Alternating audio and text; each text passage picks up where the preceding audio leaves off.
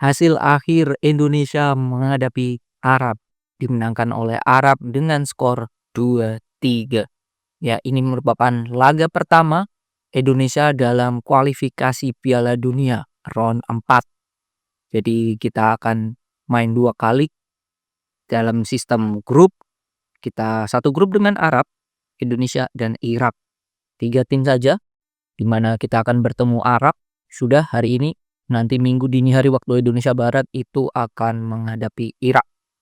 Oke, kita akan ulas ya di mana pertandingan kali ini startingnya 11 yang diturunkan oleh Patrick Kluivert, kiper Martin Pas, di mana Emil ini cedera dan Martin Pas sudah sembuh dari cederanya dan baru comeback, baru bermain lagi setelah cedera di pertandingan kali ini. Oke, di kanan itu Yakob, di kiri Dan James karena Verdom juga masih kondisi yang belum fit. Di tengah 2 center back Bang Jai dan juga Kevin Dix. Kalau saya melihat si Patrick Kluivert pakai pola 4-2-3-1, 2 pemain pivot, Klok dan juga Perupesi, 3 pemain. Kanan ada Emiliano Jonathan, di kiri itu ada Beckham Putra, 1 itu Kambuaya dan yang free roll itu adalah Ragnar ya. Oke. Terus di babak kedua, awal babak kedua itu Beckham langsung diganti oleh yang namanya Eliano Reinders ya. Terus di setelah 3-1 kalau nggak salah ya, setelah 3-1 Tom Hai masuk dan juga Ole Romeni masuk. Tom Hai ini menggantikan Eliano Jonathan dan Ragnar diganti oleh Ole Romeni. Jadi tetap polanya 4-2-3-1, 2 pivot masih Joe Pelupesi dan Mark Klok. Di kiri itu jadi Kambuaya, di kanan itu jadi Eliano, 1 ini yang berada di belakang striker ada Tom Hai, di depan adalah Ole Romeni yang free roll ya. Terus ada pergantian lagi di sebelah kiri di mana Dan James diganti oleh Yance Sayuri. Terus di akhir itu Sandy Walsh menggantikan Yakob di sisi wingback ya. Oke, kita akan ulas sedikit awal babak.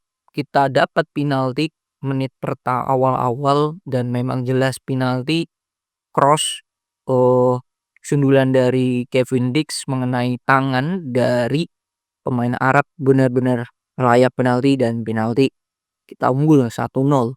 Tetapi setelahnya Arab menyamakan kedudukan dalam tempo yang relatif cepat ya. Relatif cepat karena Arab menyamakan kedudukan itu di menit ke-17. Kita gol tuh di menit 11. Jadi 6 menit selanjutnya diawal dari lemparan ke gawang. Lemparan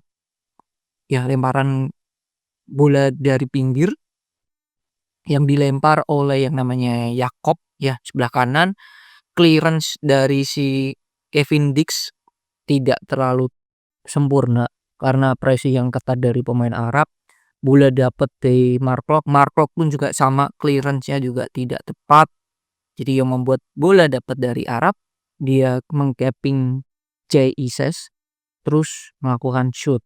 Nah, di sini saya harus melihat ya, salah satu titiknya adalah Mark Klok di saat dia clearance-nya tidak tepat, dia tidak langsung melakukan pressing terhadap pemain dari Arab terutama. Dia bisa melakukan shoot dengan bebas 1-1.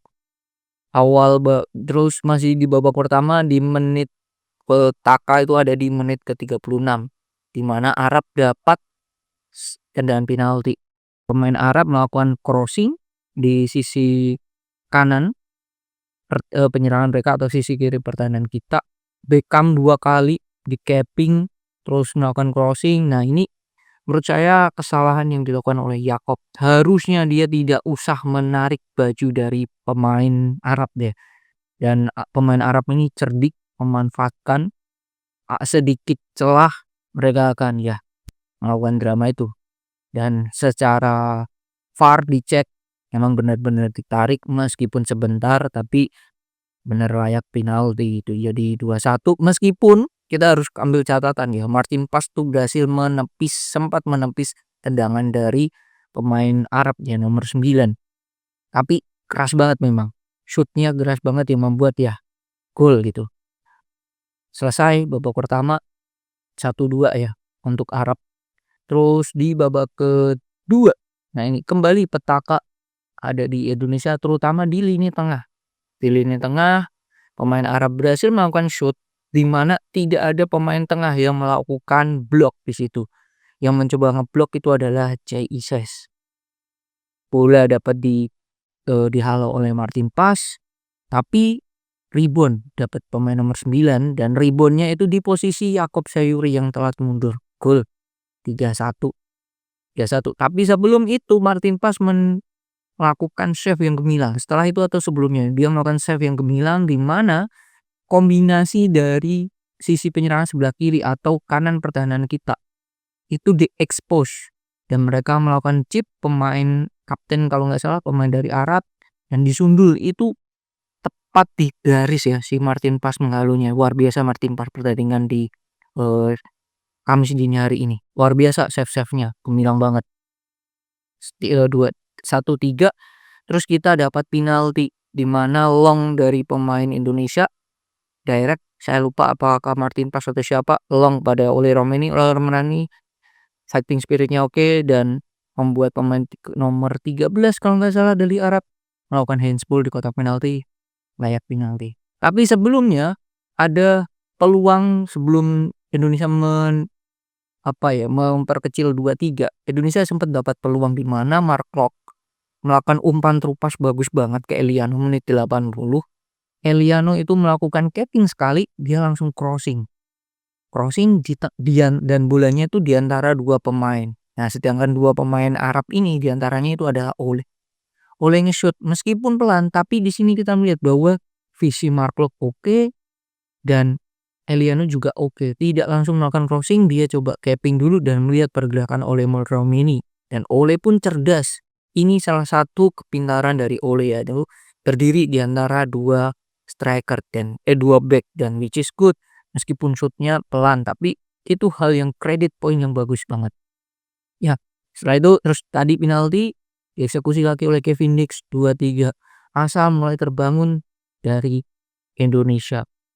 Terus pemain Arab di injury time ya melakukan hal-hal dramanya dan mendapatkan kartu merah ya Mainu atau Manu kalau nggak salah ya. Kan mendapatkan kartu merah dan menurut saya wasit di pertandingan kali ini cukup fair, tidak ada yang dirugikan dan memang layak, penaltinya pun layak. Jadi sebelum match kita mengatakan wah ini sangat diuntungkan ya Arab karena wasitnya dari Timur Tengah, dari Kuwait, regional yang sama. Kita takut kalau dicurangin, tapi kita harus apresiasi juga wasit di pertandingan kali ini. Nah pertanyaannya adalah apa kesalahan Indonesia? Satu, menurut saya Pelupesi dan Klok di tengah itu tidak punya chemistry. That's why mereka tidak tahu ya siapa yang akan melakukan kombinasi keduanya ini sangatlah bingung gitu, memusingkan gitu. Awalnya saya melihat oh ini Klok nih yang main jelek. Ternyata Pelupesi juga main jelek gitu. Jadi dua pemain ini underperform di tengah ini. Terus Beckham ini pun juga tidak terlihat, that's why dia diganti ya. Nah, di sisi kanan, bek kanan, Yakob pun juga tidak bermain sebaik biasanya. Ya. Tapi yang perlu diambil catatan adalah pasti Yakob ini akan dapat expose lebih dibandingkan si Dan James. Kenapa? Karena satu, dari segi postur dia lebih kecil. Ya, pemain Arab kan gede-gede. Satu, Yakob lebih kecil badannya dibandingkan si Dan James. Yang kedua, Miliano Jonathan ini untuk defense, untuk pressing ke belakang itu juga kurang. Makanya Arab selalu melakukan overload pemain di sisi kiri penyerang mereka atau sisi kanan pertahanan kita. Sedangkan kita ya Yakob doang gitu. Nah, di situ tidak ada peran Mark Klok atau Pelupesi untuk mengcover dari si yang mana namanya Yakob. Yang telatnya si Miliano Jonathan. Nah, itu salah satu bentuk resiko memainkan Miliano Jonathan yang lebih bertipe menyerang. Miliano Jonathan nggak jelek loh. Bahkan dia gol pertama sebelum crossing dia melakukan kontribusi loh untuk mengejar bola, melakukan pressing pemain Arab dan dapat kartu kuning. Terus tendangan bebas berujung penalti. Jadi Emiliano Jonathan juga nggak jelek gitu, tapi emang dia tipe menyerang. Kalau dia bertahan ya kurang, ibaratnya Marcelino lah. Marcelino disuruh bertahan ya susah gitu. Nah, Beckham buat balik badan aja susah gitu. Pemain Arab tuh gede-gede gitu. Pemain Arab gede-gede. Pressingnya luar biasa.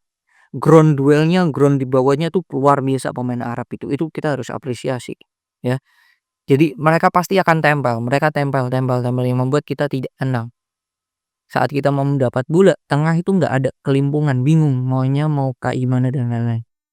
Mark Klok itu hanya 2 kali kalau nggak salah memberikan bola yang oke. Menit 80 tadi sama sebelumnya di babak pertama dia melakukan terupas ke kanan ke Emiliano Jonathan kalau nggak salah itu bagus. That's it, hanya 90 menit itu. Nah itu menurut saya salah satu kesalahannya. Klopp dan juga Pelupesi underperform dan mereka tidak klop, itu. Nah yang kedua kesalahannya adalah, saya nggak tahu nih Patrick, Alex Pastur, Danny Lanzat, you name it, staf kepelatihannya dalam melakukan pergantian pemain. Kita sudah tahu Klopp tidak perform, Pelupesi tidak perform, Beckham tidak perform, Jakob tidak perform. Kenapa hanya Beckham doang yang diganti? Bahkan Pelupesi dan juga Mark Klok itu tidak diganti gitu. Jakob pun baru diganti di akhir-akhir ya. Baru diganti di akhir-akhir yaitu ganti dimainkannya Sandy Walsh ya. Ya itu yang membuat menit 85 Jakob itu baru diganti. Nah ini sangatlah aneh bahkan di saat Dejem diganti tidak Jakob. Dejem dulu loh yang diganti dibanding Jakob. Itu menurut saya aneh. Aneh banget. Jadi pilihan starting, pilihan pergantian pemain juga kurang oke yang dilakukan oleh si Patrick Kluivert. Nah, nanti kita lihat di minggu dini hari itu penentuan. Apakah masih ada peluang untuk lolos? Bisa kalau Indonesia menang. Indonesia wajib menang. Bahkan kalau bisa lebih dari 1 gol. Karena kalau kita menang hanya 1 gol, different goal kita 0. Tapi kita dapat 3 poin. Dan Arab wajib menang di pertandingan terakhir. Irak wajib menang di pertandingan terakhir. Kalau mereka pengen punya kans untuk lolos. Kalau enggak, kalau kita nggak bisa menang lawan Irak, forget it untuk Piala Dunia. Jadi kita masih ada peluang dengan selisih different goal hanya -1. Semoga pemain juga lebih fight lagi. Itu sih. Nah, kita akan lihat siapa nanti pemain-pemain yang akan diturunkan oleh Patrick Kluivert menghadapi Irak. Yang jelas Karim Verdong pasti sudah sembuh. Itu akan memberikan amunisi banget untuk timnas. Terus Ole kemungkinan saya lihat akan bermain sejak awal. Terus kita lihat nanti siapa lagi pemain yang akan dimainkan. Nathan di pertandingan ini tidak masuk di SP. Kemungkinan bisa saja dimainkan. Ya, melihat Klok dan Pelupesi ini tidak klop. Kita lihat seperti apa perubahan yang dilakukan oleh yang namanya Patrick Kluivert, Alex Pastur dan juga Danny Lanzat. Yang perlu diketahui adalah starting di malam hari ini yang bermain oke hanya Martin Paes yang pertama, yang kedua itu adalah Emiliano Jonathan menurut saya. Selain itu biasa saja, bahkan cenderung yang underperform itu 3-4 pemain. Joe Pelupesi, Mark Klok, lalu Beckham dan juga Jakob Sayuri. Itu sih sangat appreciate banget untuk Martin Paes di pertandingan kali ini. Kalau dikasih rating, mungkin rating tertinggi pemain timnas itu milik Martin Paes. Karena dia banyak memberikan save untuk timnas. Kalau tidak Martin Paes kipernya, saya nggak yakin ya kita hanya kebobolan 3, bisa aja lebih. Jadi itu asa masih ada. Semoga Patrick Kluivert, Alex Pastur dan juga Danny Lanzat, staf pelatih yang lain memberikan evaluasi. Dan juga semoga para pemain juga lebih fight, lebih gila lagi mainnya terutama lawan Irak. Karena itu the last chance kita untuk lolos ke Piala Dunia 2026.